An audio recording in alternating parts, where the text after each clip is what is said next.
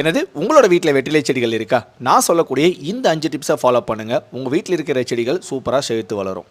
Tips number 1, வெற்றிலை செடியை பொறுத்த வரைக்கும் ஃபுல் அவுட்டோர் பிளான்ட் இல்லை செமி ஷேடில் வச்சு வளர்க்கணுங்க. இன்டோரில் வளரவே வளராது. முக்கியமான விஷயம், பாட்டில் வச்சு வளர்க்குறத விட தரையில் நடவு செஞ்சால் செடிகள் ரொம்ப பெருசாக வளரும்.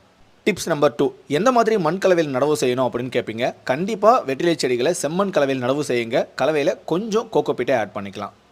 டிப்ஸ் நம்பர் 3, வெற்றிலை செடிகளுக்கு கெமிக்கல் ஃபெர்டிலைசர் நீங்கள் எதுவுமே யூஸ் பண்ண வேணாம். வீட்டில் கிடைக்கக்கூடிய மாட்டுச்சாணத்தோட தொழு உரம் இல்லை வெர்மி கம்போஸ்ட்னு சொல்லுவாங்க. மண்புழு உரம் கிடைச்சதுன்னா மாதத்துக்கு ஒரு முறை செடிகளுக்கு கொடுத்துட்டே வாங்க. உங்களோட செடிகள் நல்லா சூப்பராக வளருங்க.